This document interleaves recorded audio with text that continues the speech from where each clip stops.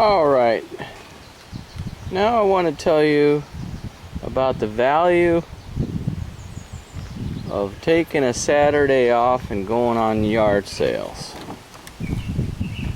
Here's a find we have that we're very pleased with, is a pressure cooker. I mean, we're a ways away from canning season, but if you want to start canning, now's the time to start checking out yard sales for canning equipment, including jars. We've got a dozen quart jars for $2, which is a good price. Sometimes you get them for next to nothing. It all depends. Wish we would have, you know, if the lady had 15 cases of quart jars for $2 a piece, we would have bought every single one of them. But I remember years back, before we were canning, people were selling a case for probably $1.50. So get them while you can. Take advantage of yard sales. And we took advantage of a yard sale, and I found this pressure cooker. And to my wife's joy, we found an old all-American pressure cooker. And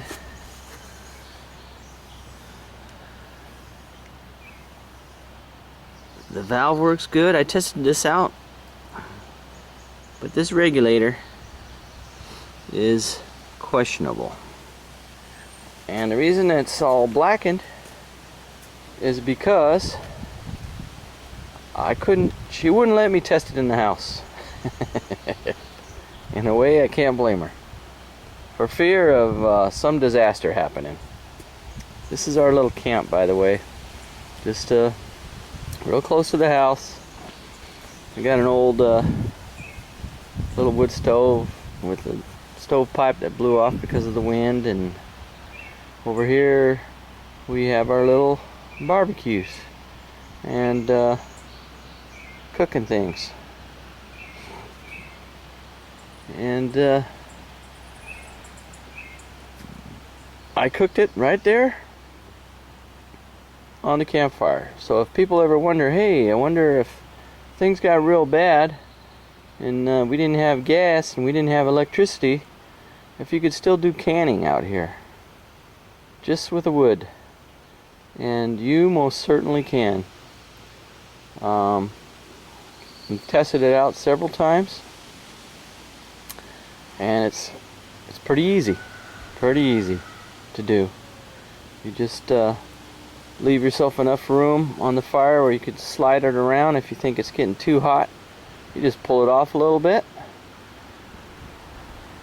If it needs a little more pressure, you just put it back on.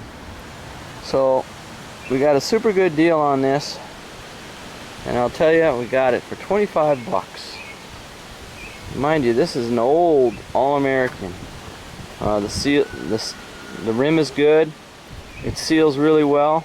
It's got all the knobs, everything on it.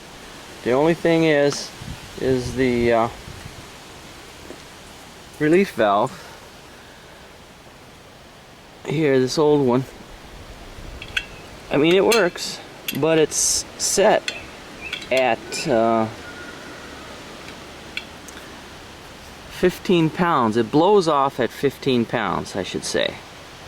So when it reaches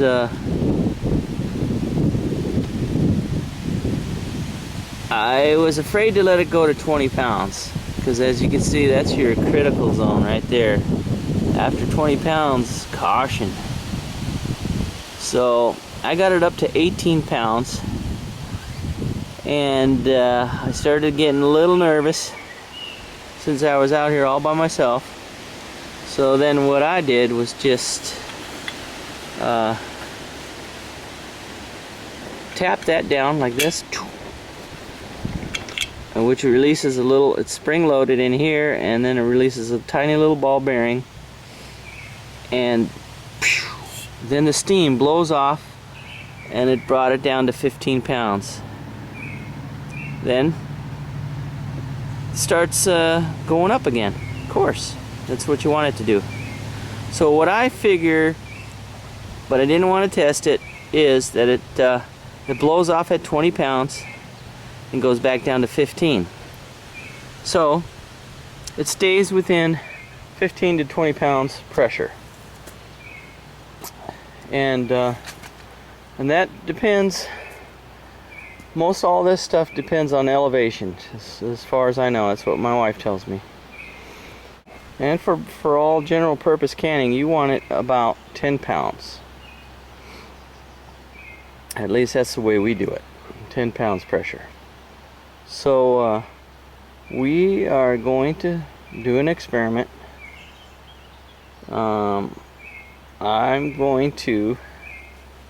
We have another All-American canner, and it's a new one we bought, brand new online. I think we bought it from All-American, and it has, you know, that the traditional kind of like wobbling weight on there. What I'm going to do is I'm going to take this off. I'm going to see if the thread size on this old All-American can be retrofitted to the more modern All-American pressure regulator, so we can keep it regulated at 10 pounds. And that's what we could do. And then once I do that, I'm gonna check it again and test it on the fire and see if it'll maintain on the campfire 10 pounds of pressure for however long it takes to do canning, 10-15 minutes. And hang on, if you want to watch it, that's what we're going to be doing today. Alright, I'm going to remove that regulator. Just got to find my wrench, an adjustable wrench. If you have the exact one to fit it, that's better. You won't cause less damage on your...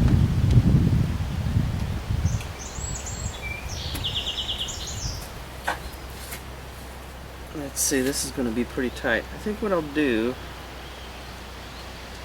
because this has been sitting here for who knows how long, let me undo this top, because I haven't undone it since I tested it.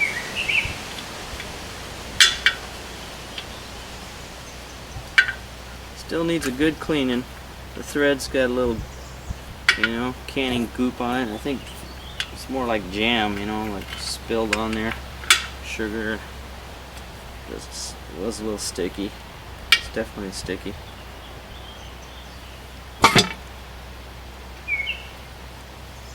Yeah, I should have dumped out that water before, but it started to rain, so I bailed.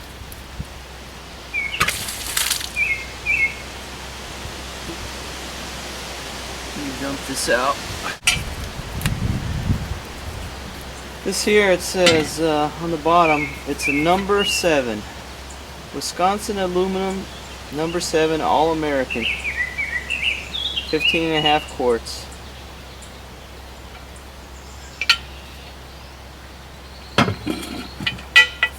And the bottom's nice and smooth, it's not pitted. The edges around here are still nice. Nothing pitted, just a little dirty looking. So if you find something like that, they say the main thing is that there's no major pitting interior. This is your sealing surface here, and this edge here. So if this outer edge, you know, feels pretty good, and that feels pretty good, and there's no major pitting in here from sitting in a salt bath, or who knows, you know, they might have had it in an old barn, and it's a good price, go for it. You can get all these parts. If the handle's broken, No big deal. You can get one. If you need if your gauge is not functioning or missing or cracked, or you have question it, you can get a new one. These little safety clips here, there's 3 of them. Back in the day they had 3, and back in our day they still have 3. Everything. That's one nice thing about these things, they haven't changed over the years. These you can get, everything you can get. So if you find one and, oh no, this is broken, that's broke, or it doesn't have the regulator, either the round one, the steam valve, or an older one like this, don't worry about it. Just figure you're going to spend another $15 or $20, but figuring these new, they're quite a bit more. So let's see if I can get this thing off.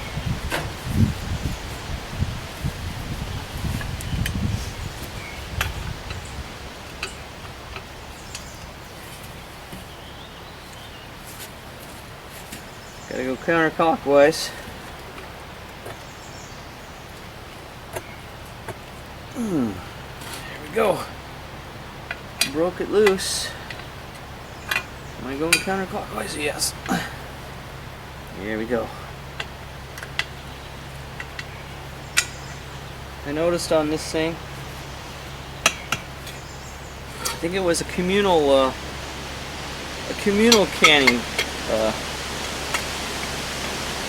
vessel, because it says right on here, it's scribed in, don't know where it is, I haven't looked it up or tried to do any research on it, but it says post number 658, so that's where it came from.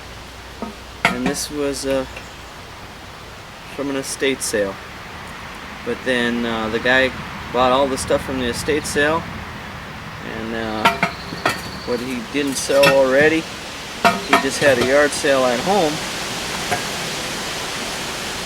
and then I picked it up. So this was hanging out for quite some time. I wasn't just super lucky to have found it. It was an estate sale, didn't get bought up, and then at the end of the estate sale, whatever's ever left over, he just gets, the whole, whatever's left over, then he sells it on eBay or wherever he can, and finally he just has a yard sale at his house. So that's when we picked it up. I wonder if that's adjustable. But if anybody knows if these old things are adjustable, maybe it looks like I might be able to grab that, because it's spring loaded, so maybe if you back it off a little, and it's got a knurled edge on here, maybe that can be loosen the spring tension on it, so it'll go to 10 pounds instead of 15. But see, even if it did, I think my wife would be a little concerned, because it would probably, it has that 5-pound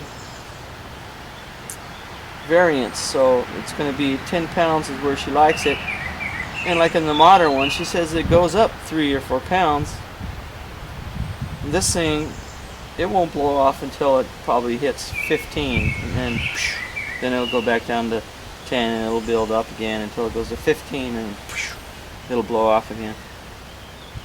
That's my theory. Don't know for a fact or not, but I was too afraid to let it get past, to get to 20, just in case. Alright, I'm going to see if this thread will fit the modern version of this.